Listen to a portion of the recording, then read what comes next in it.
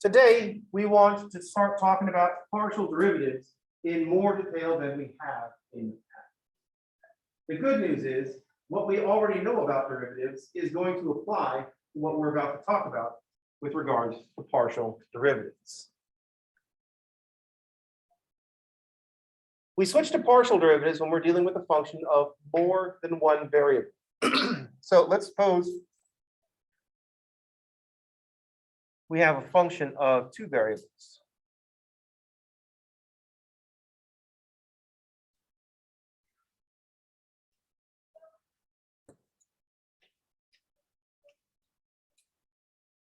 So let's suppose that z is a function of x and y. So z is a function of two variables. We're going to define two partial derivatives, one for each variable. So z or f has two partial derivatives.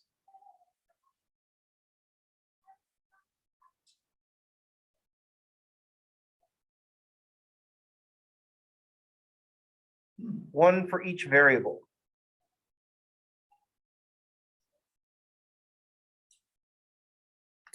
We're going to talk about two partial derivatives, one for each variable.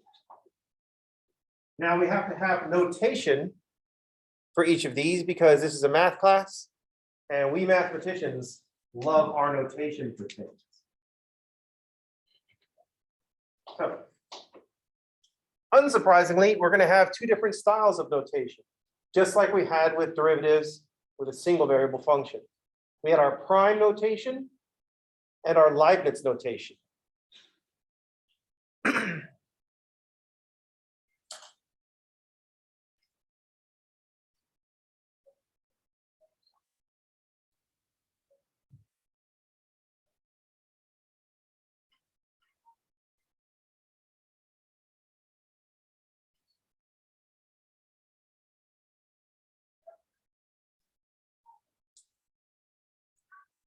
So we'll have prime notation and we'll have Leibniz notation, two different styles of notation. Just like we had for functions of a single variable.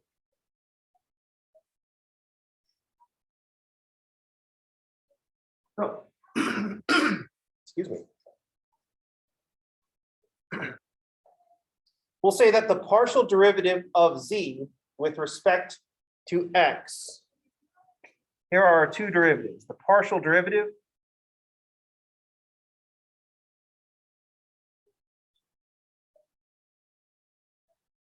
of z with respect to x. So the partial derivative of z with respect to x in prime notation, since prime indicates derivative with respect to x, but we have with respect to x and with respect to y. So we can't just use prime. We're going to use a subscript with the variable. So our prime notation would be f x of x and y. That will be the partial derivative of z with respect to x, or the partial derivative of z, sorry, the partial derivative of f.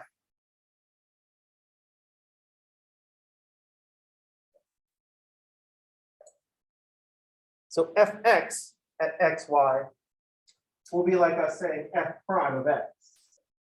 That's like our prime notation. We're also going to have Leibniz notation. We'll say the partial of z with respect to x. But instead of saying dz over dx, we're going to write the d a little bit weird. So we're going to make dz dx. We're still going to read this as dz dx, but we write the lowercase d a little bit strange, like a backward 6, starting at the top of the circular part 6.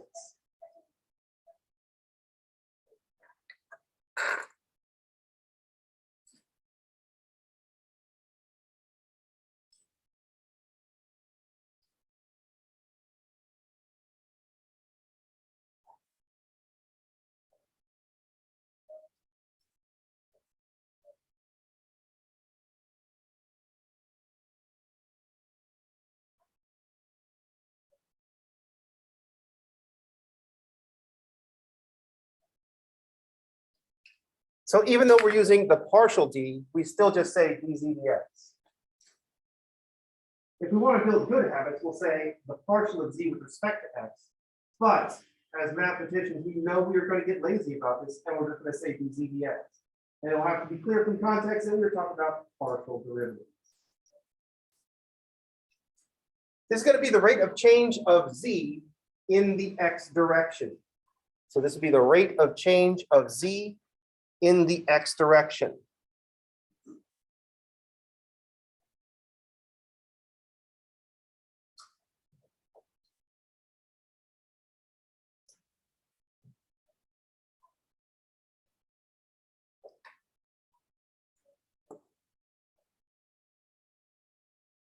So just like before, the derivative represents a rate of change. So this would be the rate of change of z in the x direction.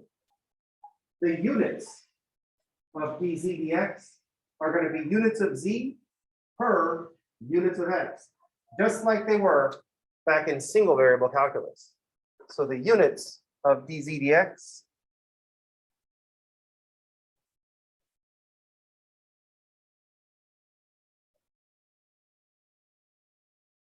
we just write whatever the units of z are. Then we write the word per, and then we write the units of x.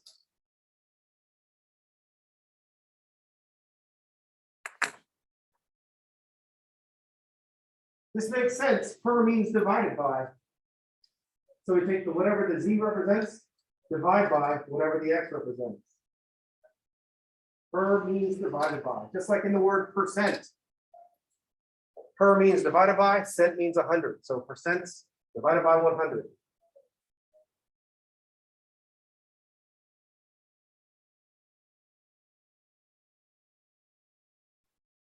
When we see units, that tells us what operations we should perform. If we measure the mileage of our car in miles per gallon, we take miles divided by gallons. It tells you what to do. If you remember that per represents divide by.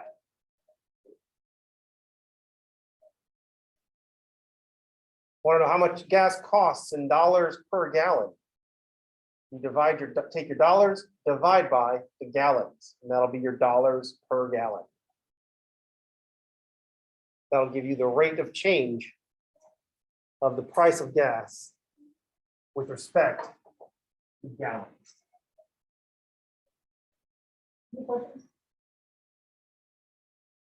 Similarly, we'll have notation Fy at xy or dz dy.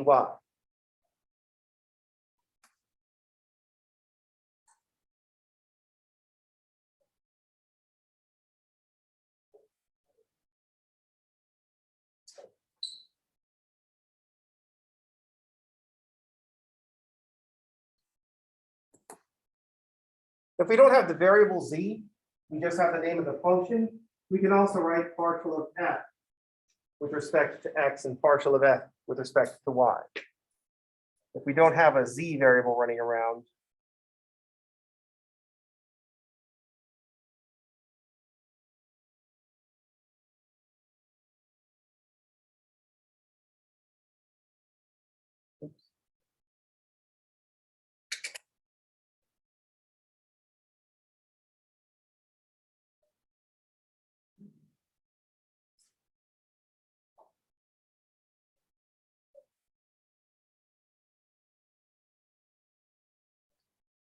so we can also write df dx and df dy.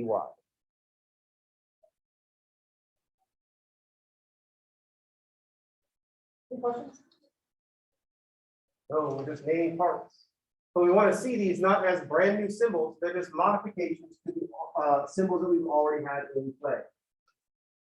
Fx is like our prime notation, but we have to be specific about what variable we're talking about. And the dz dy is the same as our Leibniz notation. We're just writing the strange looking d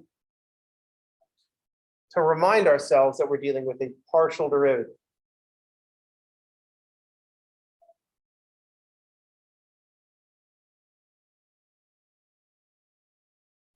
So I want to go to this units thing again. It's the units of z or the units of f per the units of x or the units of y, depending on what we want to talk about. Once we write down the units for a thing, that tells us how to interpret the results. Writing down the units is the best first step to write down what a derivative represents. So let's start with an example. I guess we're not starting with an example. Let's go on to an example. Let's suppose that we borrow $, capital A dollars, at an interest rate of R% per month for T months.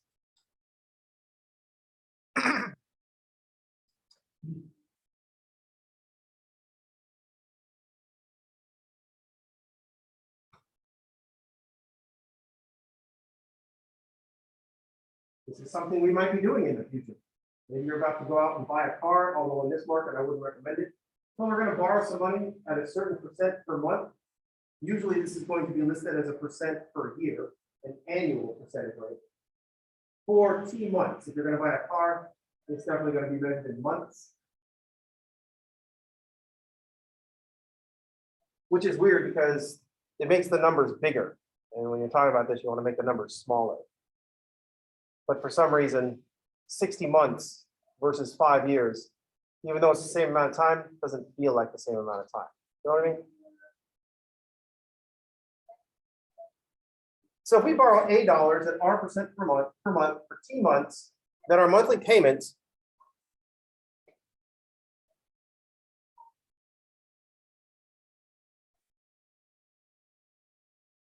is going to be a function of the amount we borrowed, the rate, and the amount of time.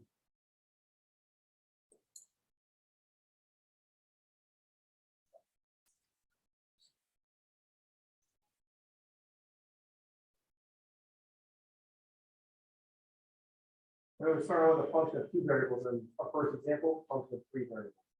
That's okay. Once we go from 1 to 2, going from 2 to more is not really that big of a deal. Kind of like having kids. Having the first kid is a big deal. It's a huge change to your life. Having a second kid, you've gone from 1 kid to 2 kids. That's a big jump. But the third kid, by the time you have a third one, you've got the multiples down. This is just, you just need to modify the plan. It also works like this with dogs. You got 1 dog, it's a huge change to your life. You got to adjust how things are in the house and all that. When you go from 1 dog to 2 dogs, you've got all kinds of extra stuff to worry about. But going from 2 dogs to 3 dogs is a lot less of a big deal. You've already worked out how to deal with dog-dog interactions and what they're going to be like. You just got to see where this third dog is going to fit in with it. And then the 4th dog and 5th dog and 6th dog, kind of all the same after that. It's just more of the same. So going from 1 variable to 2 variables, big deal. Going from 2 variables to 3 variables, not so much. Although we can't draw a graph of this anymore. So if I give you an piece of information, if I write P of 8,000, 1 and 24 is 396.50. I don't know if it's a 59 or a 55. If we want to interpret what this statement is telling us, the 8,000, that's how much we borrowed. The 1% is the 1% per month. And the 24 months, the 24 represents 24 months. 396.59 will be our monthly payment. So if we borrow $8,000, we'd say if we borrow $8,000 at 1% per month for 24 months, then the monthly payment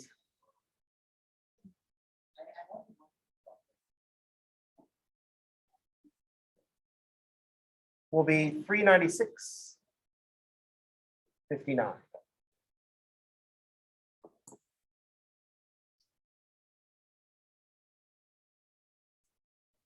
Notice we didn't talk about any derivative information. We didn't talk about any rates of change. Because this statement does not involve any derivatives.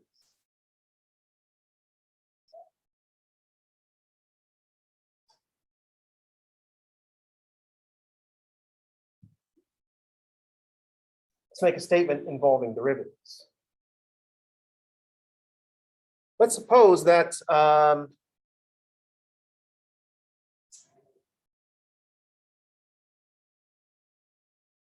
the derivative of P with respect to A at 8,001 and 24 is 0.047.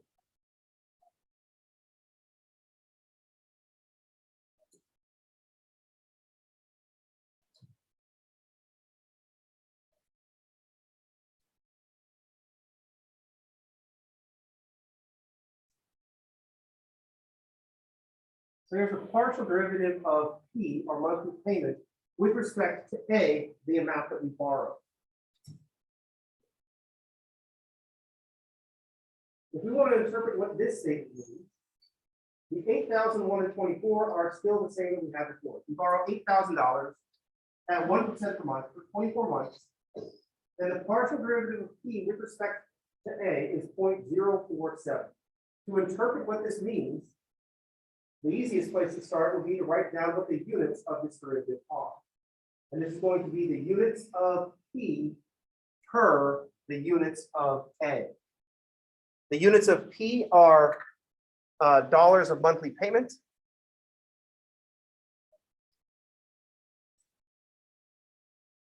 Then we write per, and then A is dollars borrowed.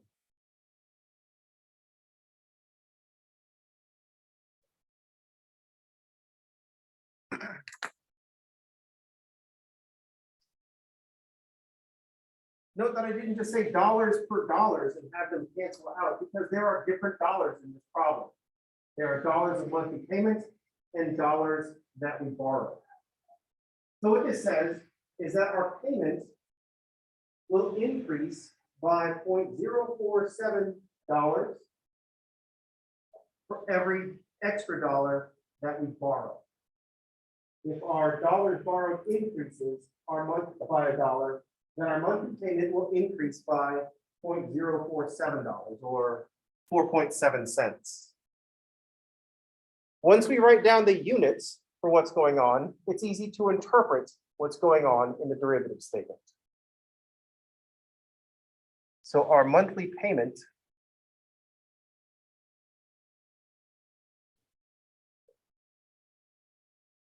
increases by $0.047 for each additional dollar borrowed. So if instead of borrowing $8,000, we borrow $8,001, then we would expect our monthly payment to go up by about 5 cents. So from $396.59 to $396.64.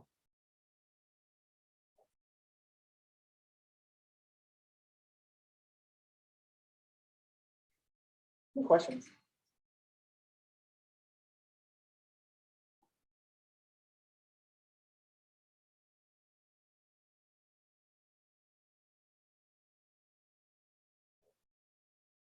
Right here.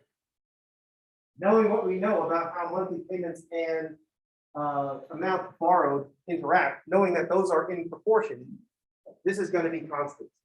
So increasing it by $1, that's always going to be 4.7 cents. So $100 will increase it by $4.7.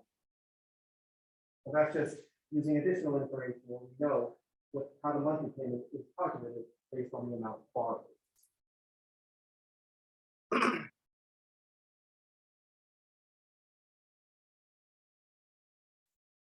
Another thing that we could write is we've got three options for our partial derivatives. So I could say, interpret what we mean if I say, what's the partial derivative of P with respect to R evaluated at 8,000, 1%, and 24.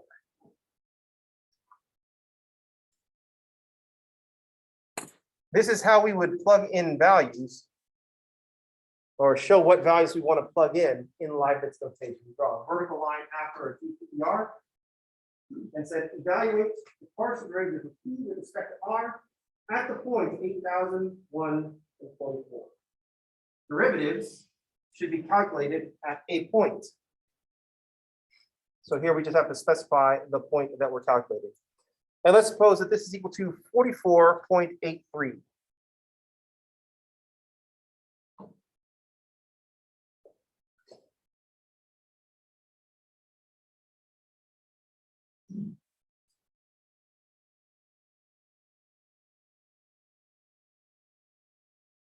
This will be how the monthly payment is changing with respect to the interest rate. We can write down the units to help us interpret what's going on in this expression. So the monthly change in P, or the rate of change of P, which is dollars of monthly payments. Then we write the word per, and then R is interest rate. So per percent interest rate.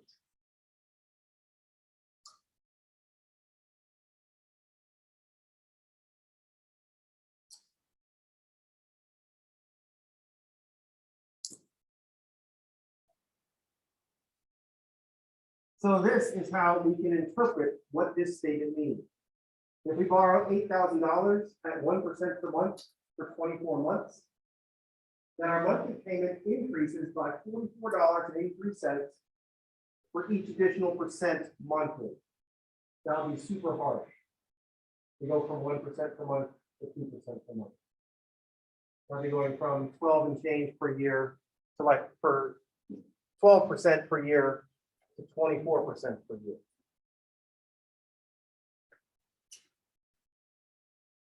So like recent college graduates rate versus recent high school graduate rate. When you enter college, you're going to get rates of like 24. When you graduate, maybe you get like rates. They're bad. Those are bad rates. You're buying something. But we could say that the monthly payment increases by $44.83 for each additional percent interest rate.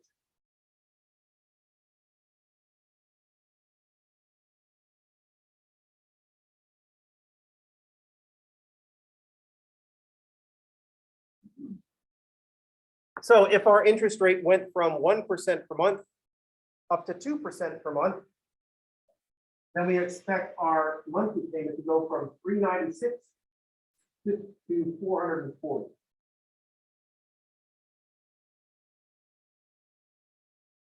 Question?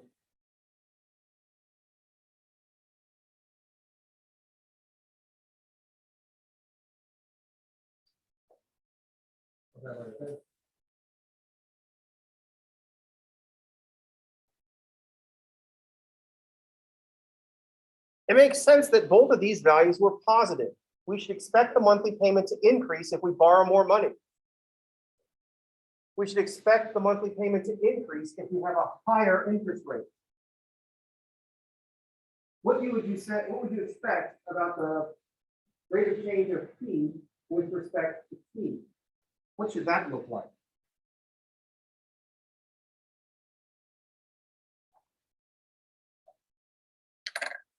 So we should expect the rate of change of P with respect to T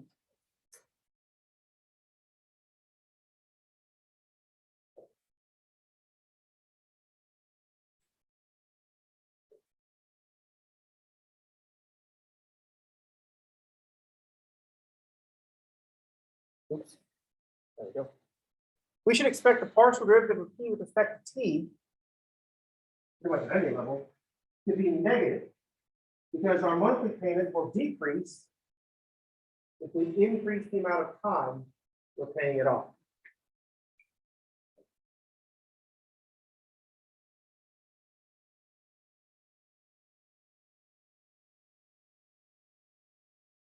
We expect the partial derivative of p with respect to t to be negative, because increasing the time it takes to pay off a loan will decrease the monthly payments. So the monthly payment decreases.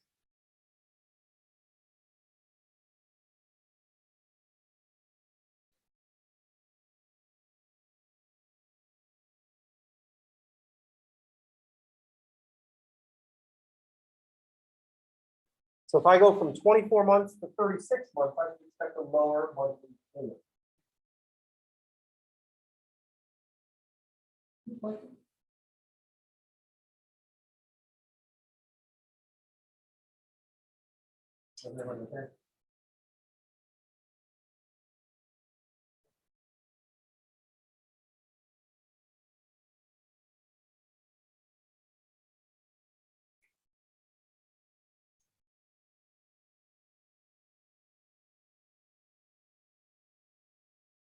Incidentally, from a car buying perspective,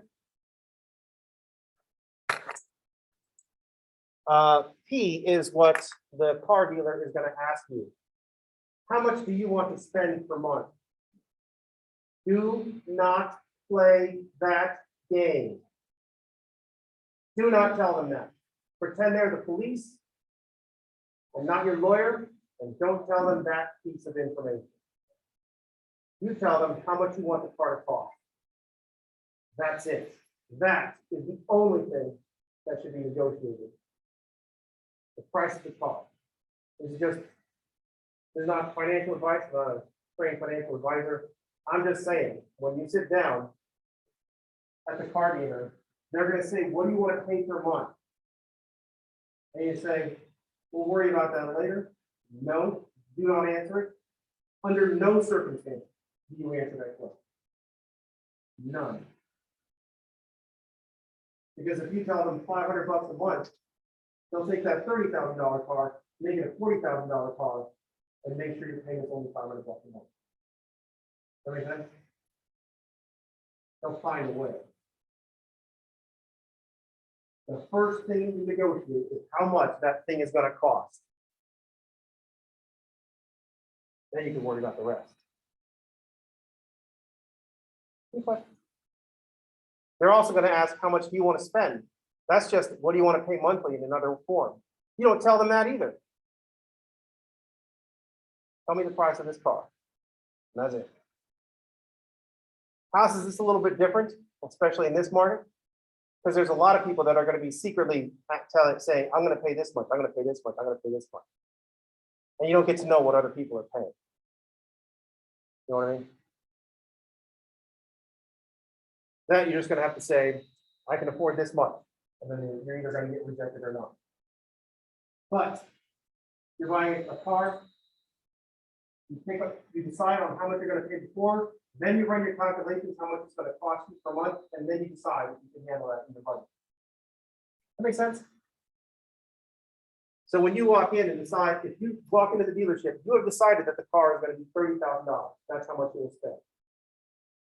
When you say, I'll give you $30,000 for this car, if they say, what do you want for a monthly payment? Get up and walk out. That's it. That's your power play. Get up and walk out. And on your way out the door, see what I call me when you want to actually make a deal. And if it works, if they really want to sell the car, they might even call you. If they know they're going to sell the car for 32, they're not going to call you. That makes sense?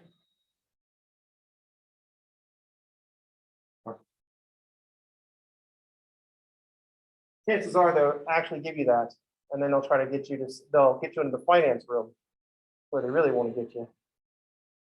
So you could buy, like the extended warranty, prepay all your services and all that other stuff. You know what I'm talking about? they'll be willing to play the, oh yeah, we'll give you a good price game. Because we just want you in the finance department. And they'll sell you some more stuff. Really deceptive.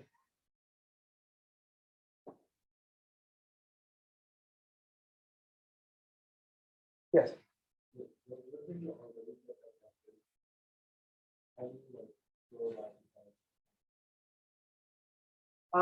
After that, it's a formula. Once you decide on 30K, you decide how much you're gonna put down, so you're gonna put 10,000 down, you're borrowing $20,000, then it's just a matter of what the credit score, what kind of rate can you get. It's always also a good idea to have a rate walking in. Go to your credit union, say, I want to borrow $20,000, what kind of rate will you give me? I want to borrow $20,000 for 3 years. What kind of rate can you get me? Because once you start filling in these values, the amount that the monthly payment is going to be is fixed. And the only way to luck with things is to lower your rate by having better credit, increase the amount of time, or find a cheaper car.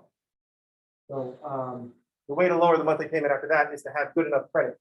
But you need to know that. You need to know what kind of interest rate your credit is going to get you before you walk into the dealer.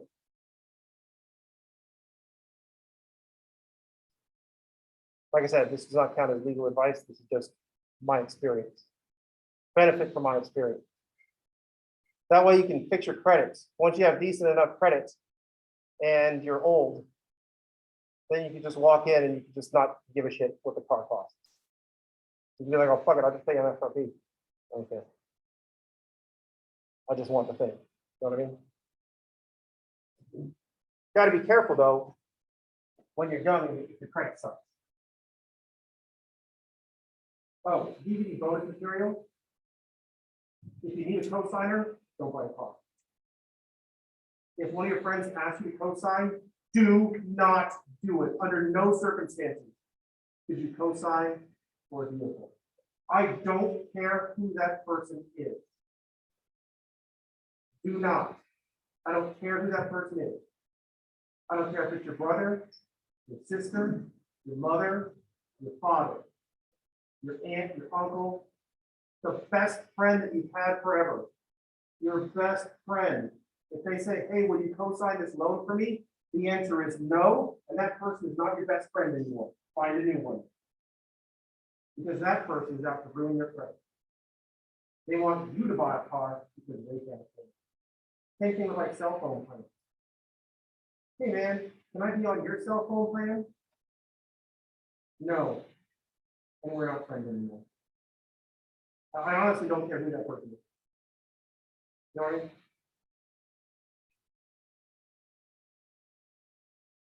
People talk about like oh, if this person is like your boyfriend or girlfriend, same story. Don't co-sign. If they say, I'm going to break up with you if you don't co-sign, you should say, well, I was going to break up with you just for asking me to co-sign, so bye. Walk away. You know what I mean? It's different if you're married because technically you're going to be co-signed anyway. But of all the things that can happen in a relationship, that one is the worst. Cheating on you, I don't even care. Boyfriend or girlfriend cheats on you, you can just break up with them. They ruin your credit, that follows you. That follows you. You pay that off because you tied your credit to their credit sucks. Now, congratulations, your credit sucks. You can break up with them all you want. Your credit is going to suck for the next 5 years. Pay off all them debts, that's when the timer starts. 3 years of sunk credit after the debt is cleared. And people are going to be asking you about this the rest of your life. Do not do it. That is the one good decision that I ever made. People ask me to co-sign for stuff, the answer is always no. If you need a co-signer, you can stop and say, you know what? I can't afford this thing. Otherwise, I wouldn't need a co-signer. Your friend says, can you co-sign for me? You can't afford that thing. You need a co-sign. That's it. End of story. If they say like, oh, you know what? You're right. I'm going to look for something cheaper. thanks for your advice. Then they can still be your friend. If they're like, oh, come on, man, they are not your friend. They're being manipulative. They're going to ruin your credit. And that's the worst thing that you could do to them. I guess you could murder them. But you know, if they murder you, then that's done. If they ruin your credit, that just follows you. Any questions? It's dangerous because y'all are like engineering students. You might graduate, and maybe all your friends are going to be engineers. You're all going to have good jobs anyway, so it's not going to matter. But what if you have the best job in your friends group? Take a look at your friends group right now. Take a look around. Think, am I going to have a better job than all these assholes? Then you can get a picture of what your life is going to be like after this. Hopefully, you'll be successful engineers. You'll have good enough jobs so that when your friends y'all go out to dinner, you can just pay for it. And then you get you back later. No problem. But as soon as they start saying, you make a lot of money, you want to go outside this world for me? Well, no, you're not invited to dinner anymore. That's it. Once again, not legal advice. This is just speaking from experience. Any questions? Cool. So that always comes up, and I always go off on that tangent when it comes, which is appropriate because we're talking about derivatives. So tangent should happen when we're talking about derivatives. But I tend to pick on this example because it gives us a good idea about interpreting rates of change, and it gives me 3 opportunities to write the different kinds of notation. Any questions? Comments? Snide remarks? How's everybody okay? Oh, and I don't know all your financial situations, but you can't afford the luxury car. I can tell that you can't afford the luxury car because you're in school. So you're like, oh, look, a cheap BMW. There is no cheap BMW. There is no cheap Porsche. There is no such thing as a $30,000 Porsche. It's just $30,000 now. You want to be driving it in a couple of years, it's $50,000. You buy a Porsche for $50,000, maybe over the next couple of years, you're lucky and you get to drive a Porsche for a couple of years for $50,000.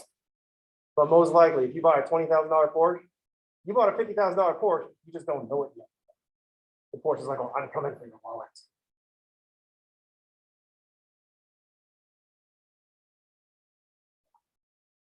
Any questions? It's super tempting if you like cars. Because once the market goes back to normal, they're like, oh, look, a Ferrari for 80 grand. It's not 80 grand. It's $120,000. That's the bottom line. It's just going to be a lot. Because you're like, well, I do my own oil changes. I can change a timing belt. But in some cars, to change the timing belt, the engine comes out. Or maybe you don't.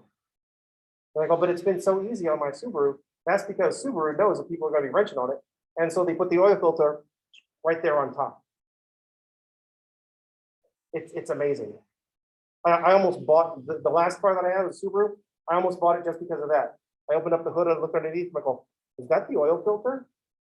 And they're like, oh, yeah, that's the oil filter. I was like, I'll buy this fucking car right now. Because it's like, right, it's just like,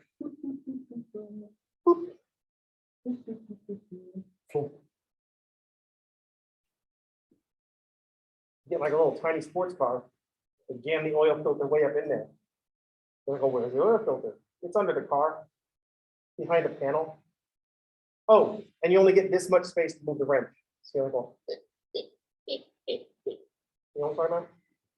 I tell some of you don't change your oil.